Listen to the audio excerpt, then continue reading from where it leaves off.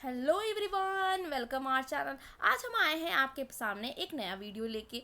इसमें हम पढ़ेंगे 10 कलाओं की बदलती दुनिया। उसका सब टॉपिक है प्राधिकार का चित्रण। इसके पहले का टॉपिक हम दूसरे वीडियो में डिस्कस कर चुके हैं। आपको वो वीडियो देखने के लिए पर्सनल ट्यूटर के प्लेलिस्ट में जाना होगा और देखना होगा। तो चलिए बिना टाइम वेस्ट किए हम इस टॉपिक को आगे बढ़ाते हैं। ये topic class 8th NCERT book का टॉपिक है। तो चलिए पढ़ते हैं प्राधिकार का चित्रण।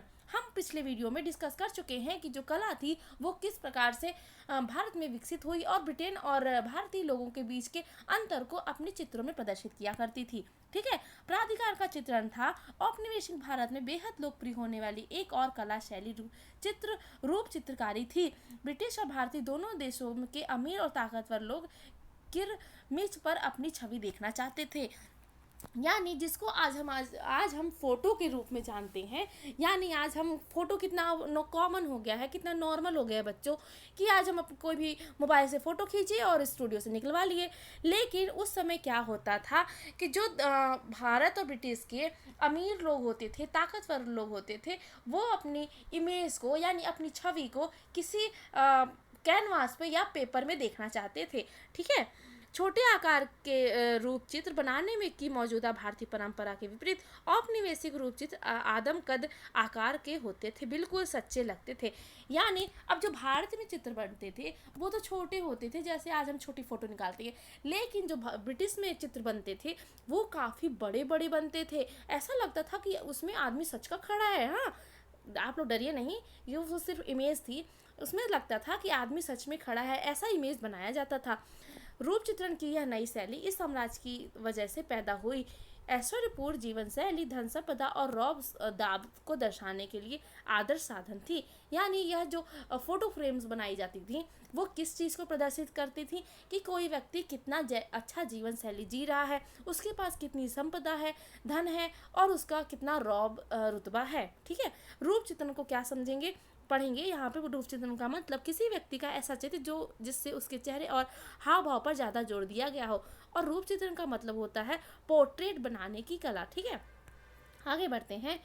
जैसे जैसे रूप चित्रकारी लोकप्रिय होती गई, बहुत सारे रूप चित्रकार लाभदायक काम की तलाश में भारत आने लगे।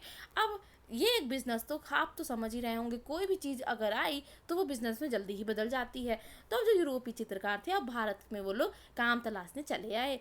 योहान जोफनी यूरोप से आने वाले सबसे प्रसिद्ध चित्रकारों में से एक थे। अब योहान जो जोफनी थे वो चित्रकार थे, वो सबसे प्रसिद्ध चित्रकार थे जो कहाँ से आए थे, यूरोप से। कहाँ से बच्चों, यूरोप से। तेज से बोलो, यूरोप से। उनका जन्म जर्मनी में हुआ था और इसके बाद वे इंग्लैंड जाकर बस गए थे। 1780 के दशक के मध्य में वे 5 साल के लिए भारत आए थे। चित्र में जोफानी द्वारा बनाए गए रूप चित्र के दो उदाहरण हैं, जिसको भारतीय नौक और औपनिवेशिक बंगालों के लंबे चौड़े लोन को भी देख सकते हैं। ठीक है, लोगों को भी देख सकते हैं। इसमें भारतीयों को दब्बू और कमतर हैसियत में दिखाया गया है। वे अपने गौरे स्वामियों की सेवा कर रहे हैं, जबकि अंग्रेज को सिस्टर और मालिक के अंदाज में दिखाया गया है। अब जाहिर सी बात है, आपका फ्रेंड है तो आपकी बड़ाई तो करेगा ही। तो इसी प्रकार वो यूरोप से आया था तो ब्रिटेन की बड़ाई तो करेगा ही, भारत को नीचा दिखाएगा ही। ठीक है बच्चों, समझ में आ रहा है। अब मालिकों के अंदाज में दिखाया गया। वे अपने कपड़ों का प्रदर्शन कर रहे हैं, शाही अंदाज में खड़े हैं और धम पूर्वक बैठे हुए हैं, ऐश्वर्य भरा जीवन जीते हैं। भारतीय लोग ऐसे चित्रों के केंद्र में कभी नहीं दिखते थे। वे आमतौर पर धुंधली पृष्ठभूमि में ही दिखाई देते थे।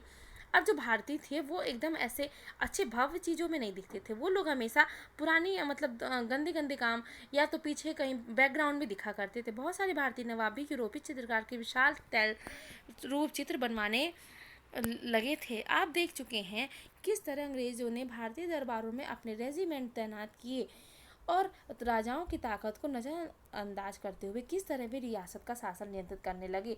कुछ नवाब ने इस दखलंदाजी का विरोध किया, जबकि कुछ अंग्रेजों की राजनीतिक और सांस्कृतिक श्रेष्ठता को स्वीकार कर लिए।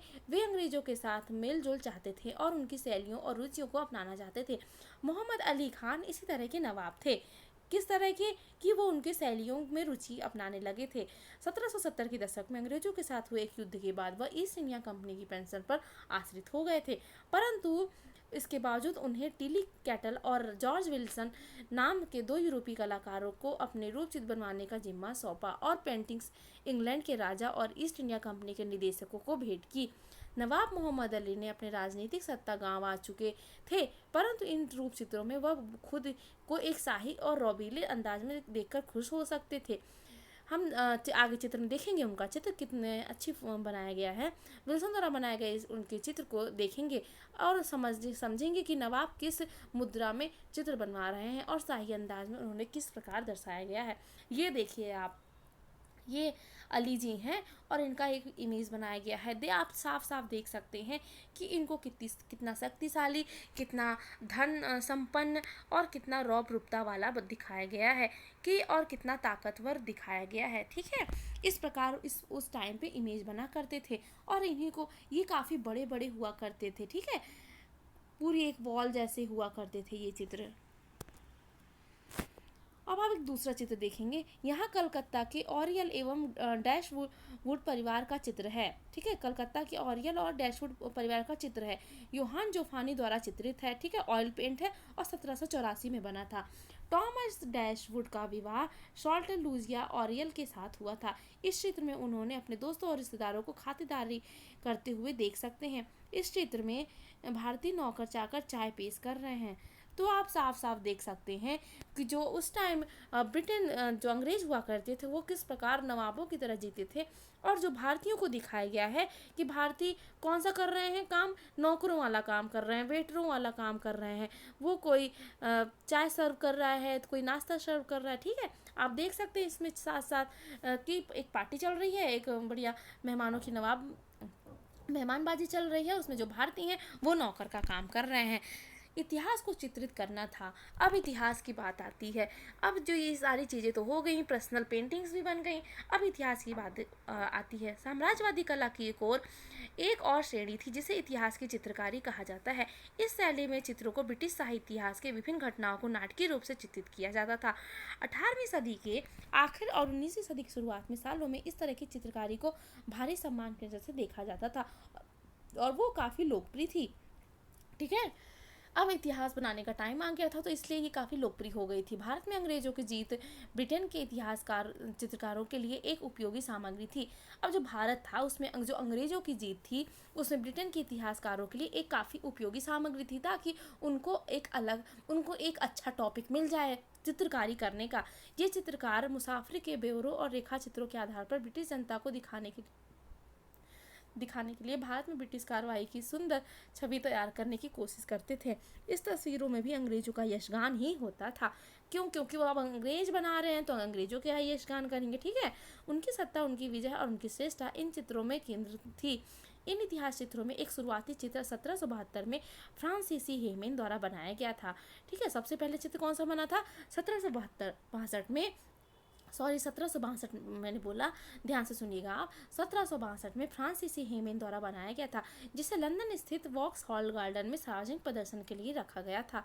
अंग्रेज ने कुछ ही समय पहले प्लासी के युद्ध में सिराजुद्दौला को हराकर मीर जाफर को मुर्शिदाबाद का नवाब बनाया था।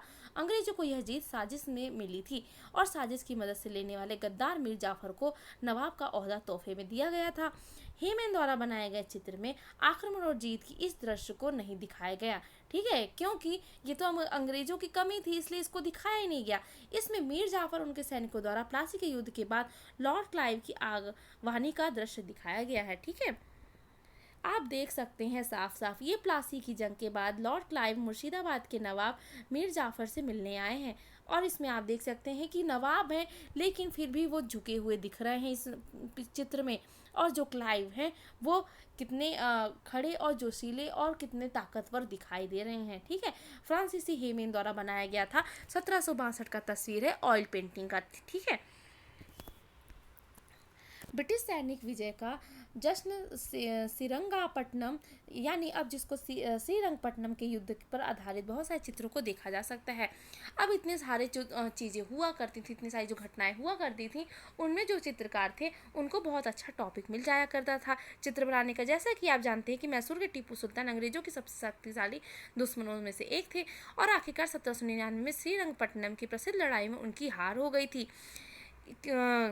इसमें अंग्रेज टुकड़ियों के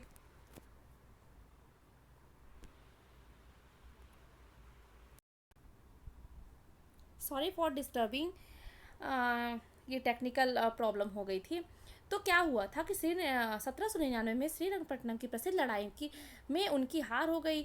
और इसमें क्या हुआ था कि जो अंग्रेज टुकड़ियाँ किले के चारों तरफ धावा बोल रही थी, अंग्रेज सिपाही टीपू के सिपाहियों को टुकड़े टुकड़े कर रहे थे, दीवार फांद रहे थे, टीपू के किले के ऊपर ब्रिटिश झंडा फहरा रहे थे। यह चित्र जबरदस्त उथल पुथल और ऊर्जा से भरपूर है।